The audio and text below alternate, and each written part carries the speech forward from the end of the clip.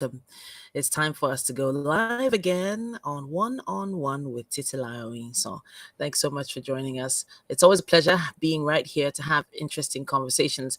Before we begin, though, I'd like to just share this QR code with you. Now, right here, you have some very interesting beauty products from the Untamed Beauty Company.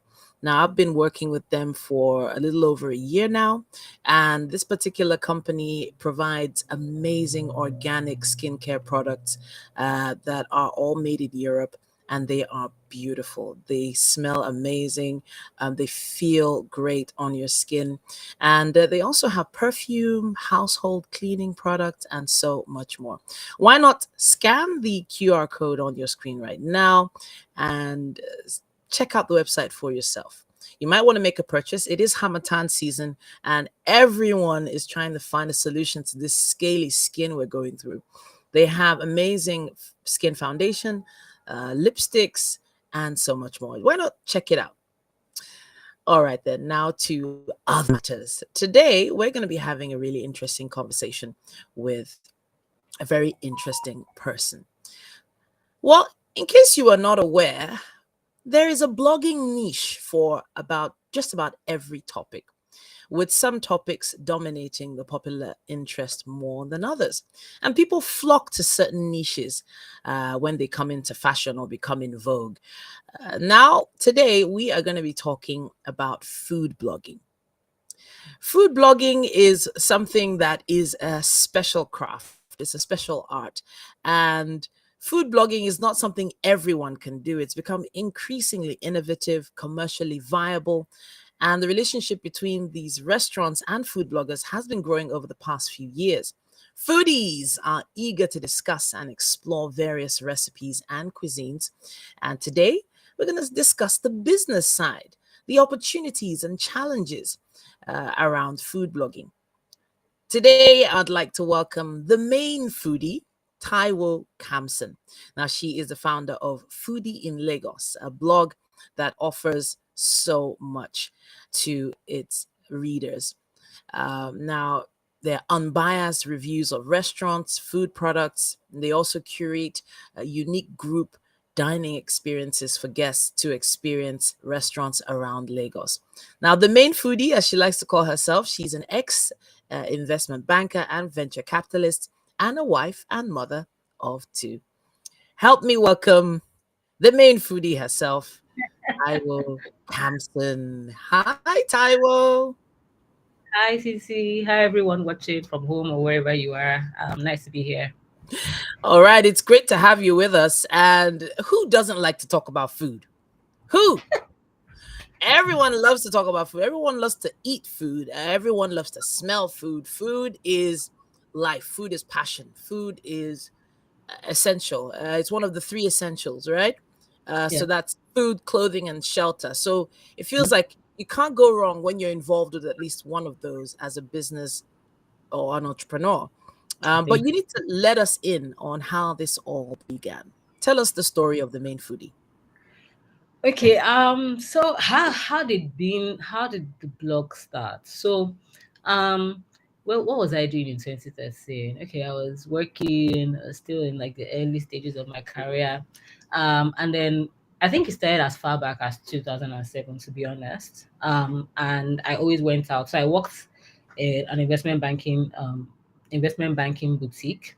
And I think every Friday we always had like TGIF. Sometimes even on Wednesdays or Thursdays we would just go out, and then everybody still had like BlackBerry messengers then. So I would just start updating my status. Oh, this is where I am. This is what the food was like, and then also tweet about that. And one of my friends was like, why don't you just start a blog, like instead of just changing your BBM status every 5 minutes. And then I thought, okay, that was interesting. And so that was how Foodie in Lagos started. Um, and then eventually, we now had, Instagram. And I think that just basically made the whole blogging thing just take off.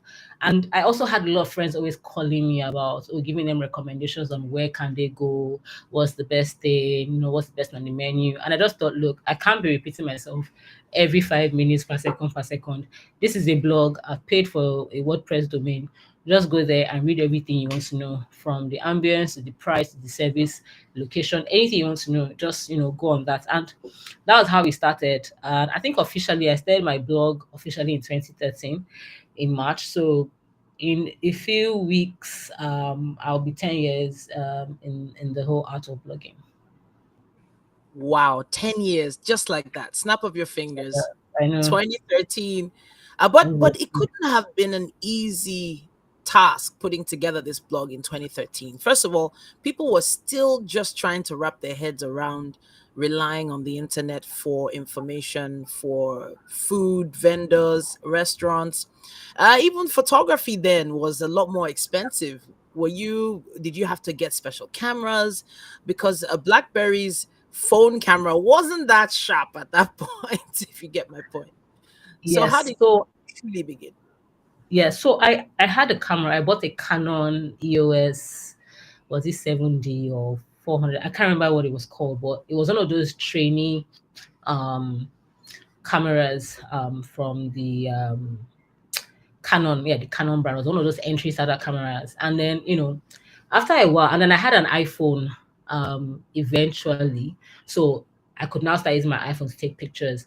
But what I also found out that when I take my cameras and I walk into a restaurant, they are giving me like funny looks like, oh, are you a journalist? Are you a professional photographer? Oh, you need to get approval to do this, you need approval to do that. While my big camera took really good pictures, it was also very limiting because they're quite big to carry around, and then they always just give you like the side eye when you walked into a space. So I started out using a big camera, but I later realized that instead of putting in so much effort into maybe what the outcome was, I focused more on the ingredient, like, what was the content? It might not be perfect, but do I have everything that, a diner will be looking for or looking for information on? And then I started focusing more on that. So if you even go to my blog, you might see that there were not a lot of like pictures, just because like I was actively an investment banker. I still have a 9 to 5. Blogging is not my full-time job. So it was something that I did when I had the time. And because I just have a Mm, passion for sharing, it just came naturally to me to just always share. And when I mm. started, there were no blogs reviewing restaurants per se. You had mainly like, how will I put them, recipe bloggers like Ninja Foodie, Afrolems, Dobby Signature. Like, you sit at home, you follow the So recipe, teaching you how to cook, teaching you not how to cook. recommended restaurants. There were not that many. In fact, I don't even think Okay. the only person I remember who was doing that eventually, I think after 6 months, she just fizzled out because it's also a very expensive thing to do. Mm, I mean, we'll probably get into all that's the mechanics of food blogging. But luckily, thank God for iPhones and other smartphones that you basically have a powerful camera that you can just tuck into your bag or in your pocket, as opposed to carrying mm, those big heavy ones around. Um, mm. to be honest, I don't even think anybody needs a big camera now to blog or vlog. You can do everything from your phone. Okay, so I'm looking at the Instagram page now, Yeah. and I can see a lot of really varied content. Mhm. Now, because there is so much has changed with how people make posts now. There was a Yeah. time that you'd go onto Instagram and you just see photos. Now there's photos and there's videos, right? Mhm. What are the things you think you probably have done differently if you had, more information back then when you started? Um, I think the first thing that I think I would have done more back then was consistency. So like I Mm, said before, like this, the food blog, Food in Lagos is not a full-time gig. It's something I do when I have time. But I do realize that if I had showed up more and maybe planned my schedule more, maybe in terms of growth, in terms of the numbers, they'll probably be better than where they are. But what I like is the mm, fact that uh, the audience that I have now have been around like 5, 6 years. So a lot of them are very familiar with the fact that it's unbiased, it's authentic, it's like if it's black, it's black, if it's white, it's white. There are not that many reliable food bloggers that you can call on today that that what they put out online is actually in fact what you would experience when you go there. So I can definitely Okay. beat my chest on that. So I think for me, what I would have done better was probably just like maybe had a planned schedule and just Mm, just have been more consistent. So I think my consistency started properly, I'll say in 2015, 2016 is when, mm, I would just batch create and, just post the pictures or have a calendar. I do that on Excel. I'll just do it on Excel and say, okay, on Monday, I'll post this, on Tuesday, I'll post that during my lunch break or after work around 6 o'clock when I think there are more eyeballs online. mm. Um, I was yeah. actually going to ask a bit about that. So there are some certain skills that you probably had to develop along the way. There is something about learning on the job, but then there is something about actually going to apply yourself, going for courses and learning from people from outside the country. For instance, you mentioned Excel just now. We've already talked a bit about photography, and these are skills that don't just come easily to everyone. So what are those specific skills that were really important for you to get before you can make this even better? I think the first thing is you have to know how to edit, editing pictures or editing videos, and also how to take proper pictures that are clear, and clear and sharp enough that someone sees the picture and will be interested in clicking to see more. People love looking at pretty things, so if it doesn't look pretty on the eye, no one is really going to take a look at it. Before I started doing food blogging, I had actually delved into like still life photography, just basically just taking pictures of nature. And then I used to travel a lot, so I'd probably go to like the zoos and just take different pictures. So I already had that self-taught skill in just taking pictures. So by the time I went into, okay, let's channel this energy into food, it was not like I had to teach myself anything new. I knew the basics of photography. I had gone online and read some interesting basics when I tried to learn how to use the DSLR camera in the first place. And then there were some vloggers that I follow on YouTube. I can't remember. There's someone that comes to mind, but I can't remember her name for some reason because I haven't had to check her page in a very long time. I feel like I'm good at the level that I am in. But if you want to go into food blogging or food vlogging or whatever, you need to be able to know the basics of photography and videography so that your pictures look good, and then also editing in such a way that you know the egg looks like an egg. It's not now looking like something in a cartoon. You get what I mean? Like naturally edited photos. Um Mm. so yeah. Okay, so I'm looking and I'm salivating. I can't lie. Amazing photography, Thank you. um, but it's not. It doesn't make you less of a blogger if you employ someone to do the photography Oh, for you, right? no, it doesn't. No, it doesn't. Have you ever brought anyone on to maybe edit on your behalf or take the photos for you before? Yes. So in 2020, when I was having my second baby, Oh, when I okay. had my first child in 2017, I kind of like took a long break. So I just thought, you know what, I don't want to make that same mistake where in 2020 I have my baby and then, for almost 6 weeks, nothing is happening because for some reason Instagram algorithm, just tends to work against you when Mm, you've not posted in a long time or something that is not fresh and new.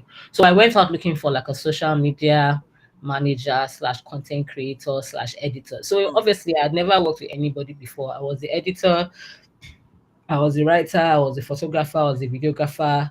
I was just the one doing everything. So I employed someone, who stayed on for quite a bit. And what she was helping me with at the time was, okay, I went out to eat. I needed someone to manage the blog while I managed more of the content creation. So I went out to eat. I've written maybe my notes, and then she would fresh it up and then put it on the blog. Because there are some people who actually don't come online and they just only read blogs and rely on email newsletters. So we also had a mm, newsletter we were sending out, I think once a week at the time, but now we send out once every 2 weeks. So she was helping me with that. Eventually she went on to another role, and then I started having like contributors who I would test to see if they also just met the minimum expectations of what I think what images for the brand should look like. And then, Mm, they would come on board and I would vet every single thing, and I would even sometimes mm, still edit videos. So I started mm. having help because, as time went on, there's very much I can do, Workload. The exactly, workload. workload, Yeah. right? So yes, so even if yes, you have other people working with you, it still doesn't take away the fact that this is the main face of the brand, and this Mm, is who the main foodie is when it mm. comes to food in Lagos. So at some point, you have to agree that it was no longer just fun and games. It was now becoming a serious business, meaning that it was becoming a source of livelihood. I mentioned in your profile earlier on that you used to be an investment banker and a venture capitalist. And then, of Both course, you're capitalist. still a venture. Okay, you're still a venture capitalist. So, Yes, I am. trying to find that balance between doing something that's fun and actually doing something that makes you money. How are you able to find that balance? So for me, when I went into blogging and share my dining experience, it was never about money. It's still not even about money. That has never been the goal. Of course, eventually I felt like, okay, with the way things are going now and restaurants being more aware of their marketing, and people just being very intentional about what they want to see, then it would be great to sort of make a business out of this. I remember, I think it was as far back as, I think, 2017 or 2016. I think a restaurant had reached out to me that, oh, can you come in and experience the space? We want you to create pictures and videos, post on your blog.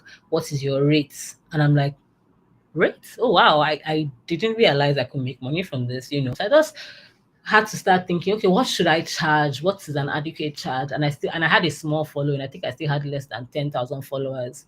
All these vanity metrics that brands rely on. But a restaurant reached out to me directly, and that was how I realized that, okay, you can make money out of it.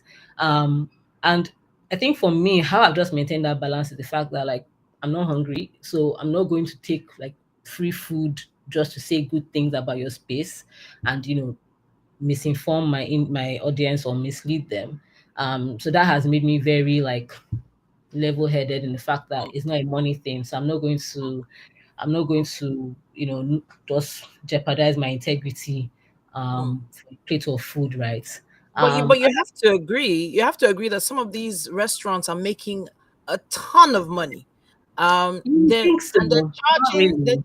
charging quite a lot of money for these meals. In the very least, the charges for the meals. I can see from some of your posts here that you also put the pricing in Yes. there of some of the meals.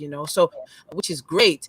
But then the average person, looking at breakfasts for 11,500, and then Mhm. you put them on your very successful page, and then suddenly you're wondering, okay, at least I should get a waffle out of this. Or am I wrong? Am I completely wrong?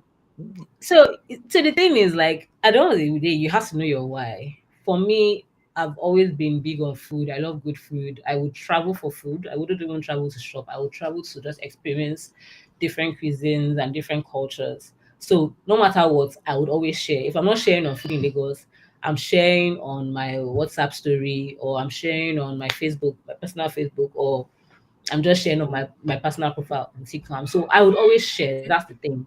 Mm, And then I think the other thing that has just also kept me in check is the fact that a I have another source of income, or a main source of income, okay. that basically Okay. supports this lifestyle for me to go and eat out. So of course, someone Okay. who is a student that's is probably earning just a stipend from home, maybe Mm, 20K a month. I wouldn't expect you to be irresponsible and spend 11,005 out of your pocket mm, money, which is why eventually, if you check maybe like recent posts in like the last 6 months, I started doing this thing called like a cheap eat series, where okay. what can you get for 5K?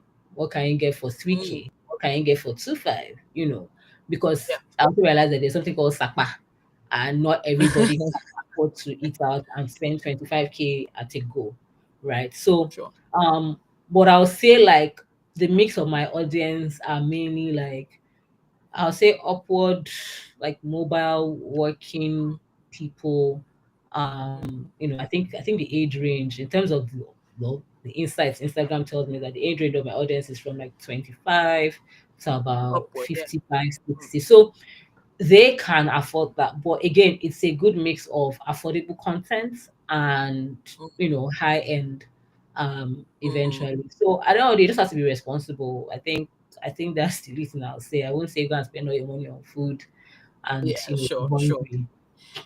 Yeah. But I have to ask about what you think about food blogging, food bloggers generally, and how they've impacted the industry. The restaurants in Lagos beforehand, I believe it was just word of mouth that Yeah. they were using to advertise. But then you could also say that there was not as much competition out there Mm. for the Yeah. restaurants. There were very few restaurants that people could consider a place to go out, like just actually plan to go out to, not just, oh, at lunchtime at the office, I'm hungry, where can we get food? Not one of those places, so Mm. let's talk industry wide now.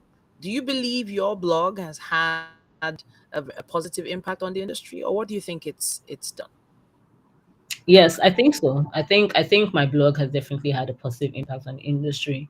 I think one frustration I had then as well was going to restaurants and then I'll be disappointed. I'm like, why didn't somebody mention that the new year is bad, or why didn't somebody even like be a checkmate or some sort of check and balance, or as a Mm, channel of feedback to these restaurants that come on, you guys can't be serving things like this. In fact, I think there was one incident that happened where I reviewed the restaurant. I put it on my blog. I shared it on Twitter. I was very active on Twitter at the time. And then the restaurant reached out to me to come back, trying to see how they could change my mind and, make me change my review.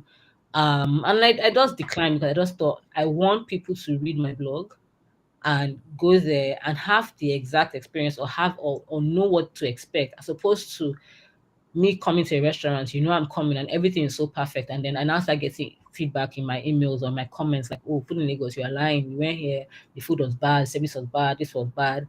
There was another restaurant I think I went to where it was so horrible that I think they changed the chef because of that my review, because it went quite far. And I think when wow, the new chef wow. resumed, I was like, oh, you're the new chef here. That I had come here and it Mm, was horrible. I don't think I want to come back. And she's like, I think your blog is one of the reasons why they changed the chef. So those sort of things make me mm, happy because it's not really about just giving bad reviews, bad feedback. It hurts me to go somewhere where I know that you spent a lot of money to set it up and I give you a bad review and I know mm, that at least 100,000 people are going to see this. It's not the intention, but I also won't jeopardize mm, my integrity and lie because I want mm, to get some sort of favor or some sort of freebies or some of free food from you. Like that's not what the goal was initially.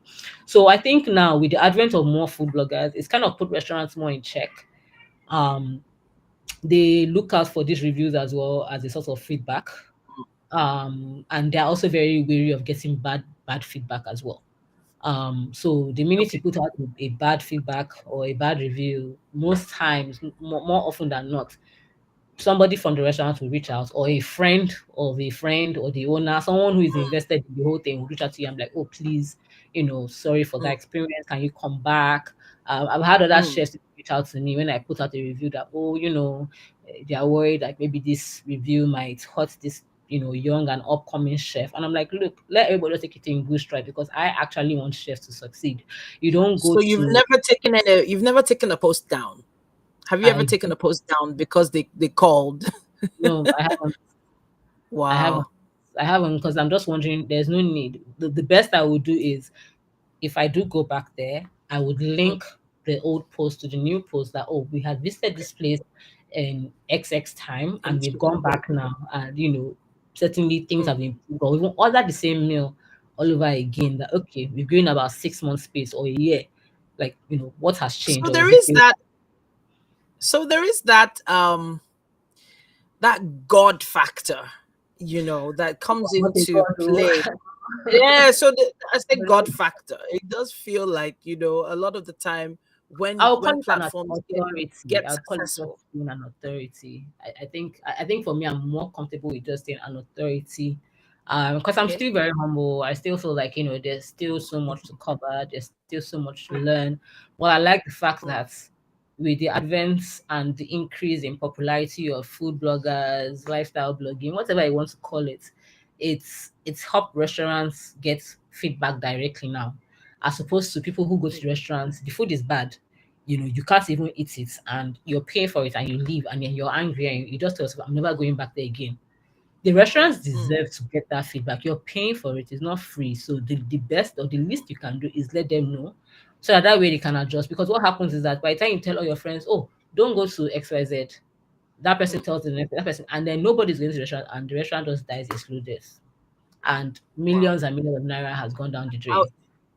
it's as if you were thinking ahead of me. I wanted to talk about what you think actually kills the average Nigerian restaurant, because we do understand that the economy is Mm, already against every other entrepreneur.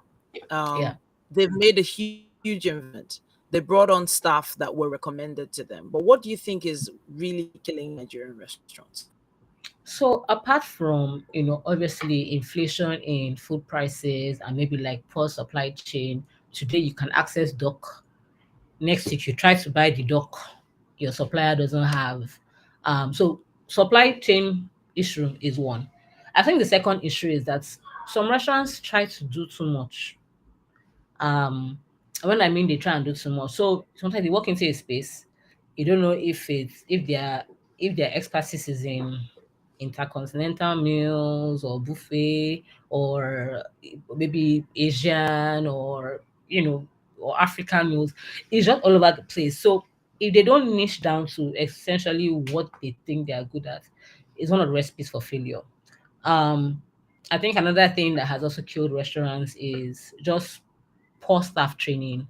You know, Nigerians, I mean, I don't want to generalize, but some Nigerians can be very badly behaved, especially if you're an employer of labor. There's sort of that fear, and they are more on their toes when, okay, Oga or Madam is there. What happens when Oga and Madam are not there? Like, do you think your staff can authoritatively, handle things without you having to be there 24/7? That's one thing. Sometimes you walk into a restaurant and they're just so rude, you know, they are chewing gum, or they're on their phones, or they're on TikTok. And I'm just wondering, I don't Mm, understand. So when a restaurant starts getting so popular for the fact that there's just bad behavior, nobody wants to spend their money somewhere and get insulted, or just feel somehow that I'm spending money here, it's not free. Um, I think the third thing will also be just poor marketing and poor PR. I think mm, now it's safe to say that, look, there's competition left, right, and center. You can't afford to not think that you don't need PR, or you can't afford to think you don't need marketing. And then you have people like us that, to be honest, food blogging is, we are almost like PR for food, essentially. mm, You need to find out who exactly you think you can trust your brand communication or brand presence with, and basically, like, sort of like engage people like us to, come in, give you feedback on your menu, do menu tastings, mm, and get proper feedback, and then at least quarterly do something that just puts you out there, that okay, you guys are around. Because if I come here today, at I don't least like your once a food, quarter. if I At just least go, once a quarter. Mm, yeah, if I go to the next street, I'm going to find the exact same type or restaurant that's on your level, a better menu, maybe even cheaper. And mm, I'll just make this place my go-to place for meetings, office parties, mm, get-togethers, dinners. Like, I'll just make this place my one bus stop. So mm, they need to understand that, beyond just spending millions for making your place look Instagrammable and pretty for TikTokers and all that, come and take a picture. Don't forget that the essence of why you are established is that you should do good food, mm, and you should have proper trained staff that can adequately tell us about the menu and what we're ordering, and essentially cater to us and leave us feeling like we've had such a great service that we want to come back. And if for some reason something is even mm, bad on that menu, be very willing to offer something in return.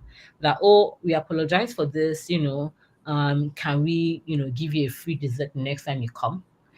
can we give you 10% off Mm. the next time you come? There's certain discounts you have to give. It's very bad. You go somewhere, you spend 200K, and maybe the food wasn't great, and you're not even offering anything in return to even make that customer feel special. It's not going Mm. to be every time you do it, but just understand that there has to be this customer centric um, thing you have, with your Yeah. customers. Because at the end of the day, you need repeat customers. You actually need True. repeat customers. But again, it all comes down to training, and it also comes down to the essence of why they set up the restaurants in the first place. It would be safe to assume that everybody who sets up a restaurant is interested in owning a restaurant business. Some just want to just make money, and that is fine as well. But Mm. still put in place It's a sort of business. like just put in place It's things just a that, business. yeah, not many people have that. I don't I'm know. I'm a big I'm a big fan of eating out. But I also do some cooking myself. Mhm, Now I know you've probably had this question come across you before.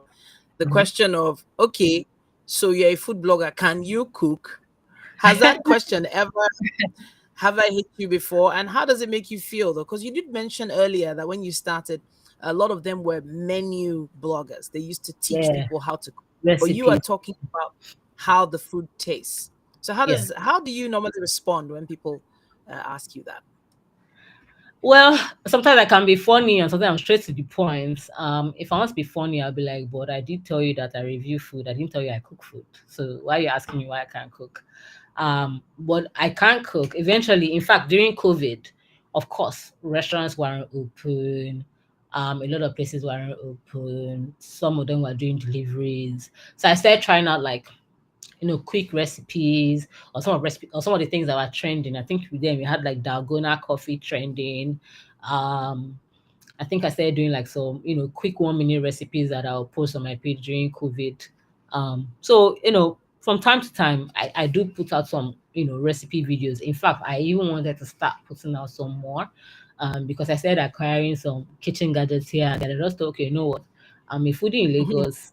I review food. I like food. I could also cook food, but the essence of my page is not to be like, a recipe blogger. It'll just be one of those things out of lifestyle. Like, I mean, it's not every day I go out to eat. I definitely cook at home. But I think one thing that is very clear is that the brand perception and what the brand represents is very clear. I think it's very clear when you come, you can tell that okay, this is what this page is about. But I do delve into recipes from time to time. So one thing I can say is that it's obvious that your blog has become one of the leading blogs and resources for dining in Lagos, and you've put a lot of work in to stay at the top. But it had to evolve to get there. There's a lot that goes into what you do. But let's wrap up with this. What do you think your driving force is? What do you think your driving force is? What do you think keeps you going in this particular business? And do you think in the next 5 years you'll still be doing it? Okay. Um, Definitely in 5 years' time, I still see myself here. Um, I think what drives me is the fact that I'm always willing to explore new things. I'm always willing to explore new places. I just have this, I don't even know if I call it over compulsive behavior to just share. So I would always find myself sharing. I always, just find myself just wanting to share. Oh, I had this amazing coffee here. Oh, I had this amazing sandwich here. I think you should check it out. It's not, in fact, I'd say 80% of the things I post on my page is not sponsored. I actually go out, spend my hard-earned 2,000 naira to go and eat out at these places. So what drives me is that I just love sharing.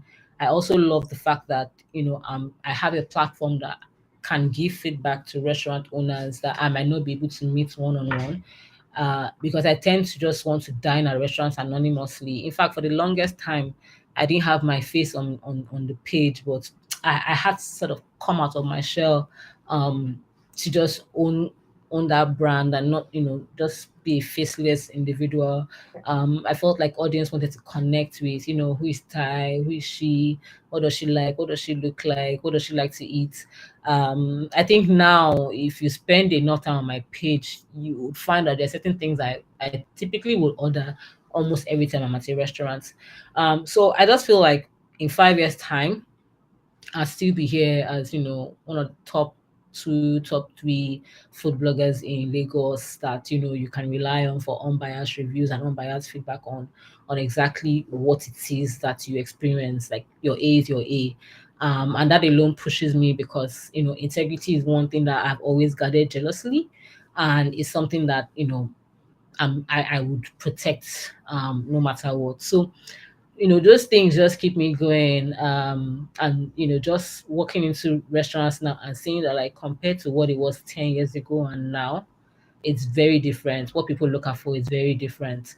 There are very few restaurants that are still around 10 years. Like, if I count the restaurants that were here 10 years ago and are still Yeah, here, they're not that many. And it just yeah. shows you that this space is very hard. So to see different seasons and to see, you know, different points that nutritionals have come in and exited has been very interesting. And I just think that it will continue to change. Because again, there's also not that much to do in Lagos as Mm. well. Right. So if you're not eating, you're at church, What are you doing? as an oh I'm there. If you're not at an oh I'm there, Did you're you probably just at say if you're not eating, you're at church? Is that what you said? yeah, if you're definitely a place of worship or in a mosque or you're at a party or you're at home, Oh, I'm it's there. very, yeah, it's very, there's not much to do. So restaurants is a social thing, and food always brings people together. So it will continuously evolve. It will continuously evolve. That's one All thing I right. know that we would see. I have to say thank you to you, Taiwo, for talking to us today. It's been insightful, it's been salivating, and we're definitely going to be looking out for Foodie in Lagos, a guide to food and drinks in Lagos. Foodieinlagos.com is the website you should look for if you want to find out more, or just visit her on Instagram, which is Foodie in Lagos, right? Yeah. Now I've reached out to you via DM on Instagram right now already. I Okay. think you're on LinkedIn as well, with your full name. All right, then Uh, I'll. Hmm. let me even just share the LinkedIn You want to page. check? Okay, so on LinkedIn, because we're also live on LinkedIn right now. So let Oh, me type it out there. okay. Taiwo Kamson, yes. Would you find me like that? My LinkedIn can be I can strange. see you. Yeah. I can see venture capital. Yeah, I can. That's what I can see Yes. there. Yes. Uh, Global Women VC. Is that you? Yes, that's me. All right, then. Beautiful. All right. So I'm connecting with you on LinkedIn as well, and hopefully others will as they can reach out to you. Now we all love food, and we all love food bloggers when we're not the owners of the restaurants. Honestly. But honestly, it's been great talking to you, and hopefully, your our conversation has been insightful for someone who wants to probably get into the field. Yeah. And there are quite a few people doing that, little by little, going into the field. But for people like you that have been there, really kudos. So, Thank as you you. said, some of the restaurants might disappear, but the food bloggers are still going to be there. We'll still be here. We're not going anywhere. We'll put you on check. All right, then. Thanks once again for joining Thank you us. so much for Have a having great me. day. This was amazing. You too. Bye bye. Bye. All right. Now that was a really fun, insightful conversation with the one and only Taiwo Kamson, or Tai as she's called by her friends. Now, we've been talking about an industry that we didn't know was creeping up on us. And in case you didn't know, food blogging has become increasingly innovative, commercially viable as an occupation. As a major relationship between restaurants and food bloggers has been growing over the past decade or so, and foodies are always eager to take a picture, discuss, explore great recipes, cuisines, and of course the restaurants. The main foodie was talking with us today, and it might be you talking with us tomorrow. If you would like to be on one with Titilaya or Yinson, you can, of course, send us an email. It's very easy. Dynamite Podcast Network at gmail.com. Dynamite Podcast Network at gmail.com. And of course, before I go, I'd like to showcase something I've been working on as well. I've been working with an amazing beauty company called The Untamed. Now, The Untamed Beauty has been providing an opportunity for amazing women to restart their beauty regimen. They can change what they do for their skin right now, especially with the Hamatan haze all over the place. Everyone's trying to find a way to improve on how their skin feels, how it looks. And of course, if you are aging, they do say black don't crack, but there is a certain regimen you need to start working on if you want to take better care of your skin. Scan the barcode on your screen right now and check out these amazing products. Now, there are also household cleaning products. There's also foundation, makeup, lipstick, perfume, amazing perfume for both men and women right there on the website. Why not find out what you can pick up today? Okay, then this is me once again, Titi. So wrapping it up on one. We still have the on-air book club coming your way in a bit. Thanks for joining us.